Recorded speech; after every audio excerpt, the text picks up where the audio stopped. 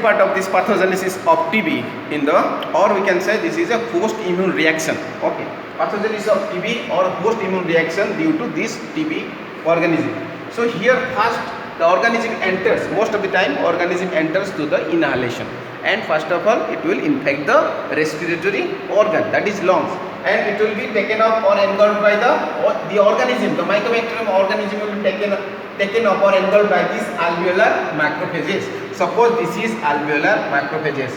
Inside this macrophages, it will come and they will form the what? There will be formation of the clump. We can say that will be clumping of this organism, or we can say there will be gang. We can say gang. This is the special properties or special characteristics of this bacteria. Most of the time we see in this case. Maybe some special type of material present in their cell wall, they may produce this type of formations. Okay, next it will be taken care of by the alveolar, and there will be no destructions because it has got some special characteristics like God factors, like LAMP, as well as complement protein, as well as heat shock protein.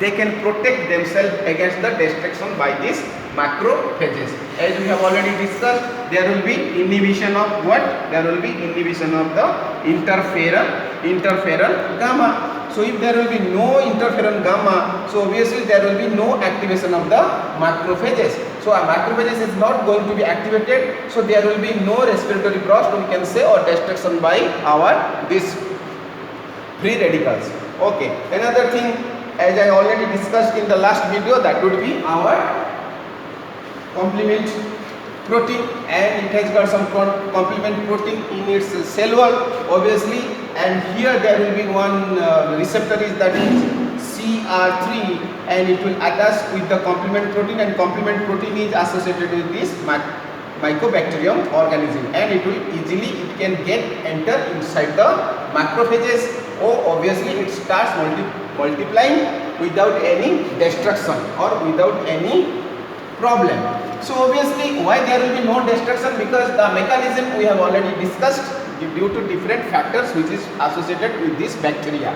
So here how it is going to give immune reaction, how our body is going to react against this type of organism. Let's discuss one by one. Grossly it is divided into or classified into three ways or three pathways, and we are going to discuss one by one. Number one is here.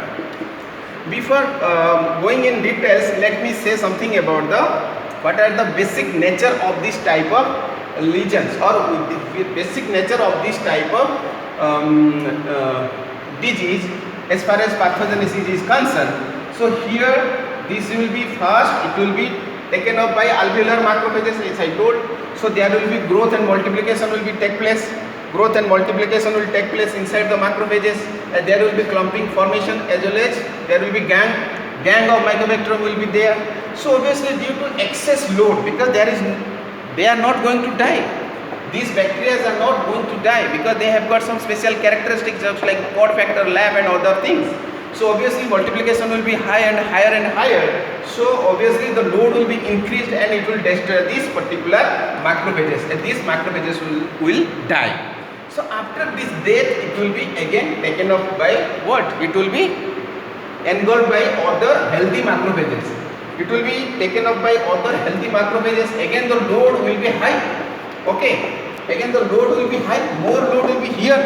More bacterial load will be here. Again there will be death of these macrophages also there.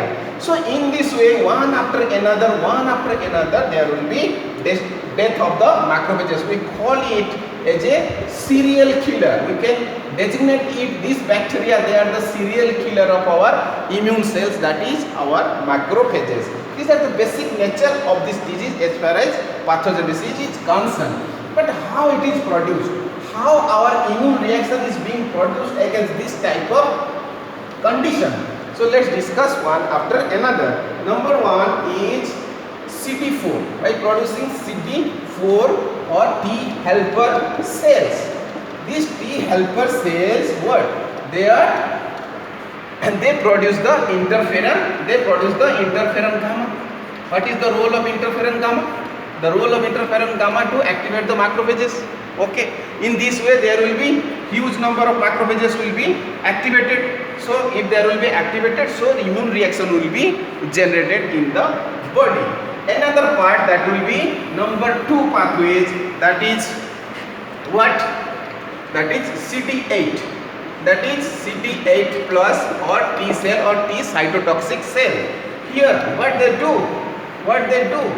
They directly lysis. There will be lysis of these macrophages. So lysis of the macrophages, or you can say here the severity of the lysis is so high. The severity of the lysis which are previously infected. So here the macrophages are already infected with this mycobacterium.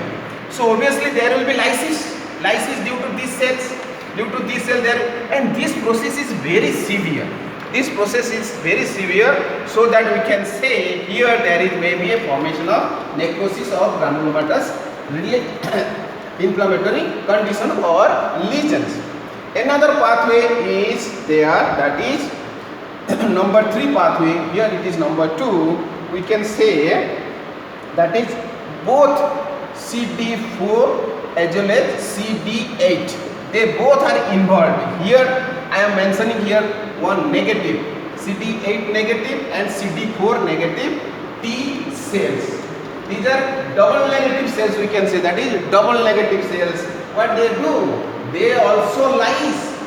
They also lyse these macrophages.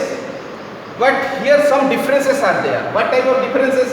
Here it is infected. In this case, CD8 case, in the lysis due to CD8 T cells, there was infected cells.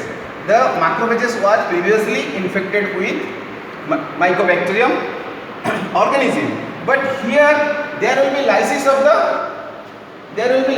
the macrophages, but there will be absolutely no destruction of this mycobacterium organism. This is the only difference. Here there will be destruction, but here there will be no destructions because they are protected by their own mechanisms. So here in this case, lysis percentage, or we can severity or lysis of this particular microorganism is very high. Rate of lysis is very high, or we can say that is liquefaction, or we can say there is sometimes it is caseated type of we can say caseated type of necrosis due to excess lysis of these macrophages, but without destruction of this organism. So there will be results in caseated necrosis as well as production of the delayed type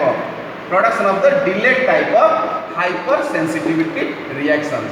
These are the few host reaction is generally given or produced by the host immune cells of our body against this TB organism. This all about our pathogenesis, especially TB is concerned in case of animals. Okay, thank you.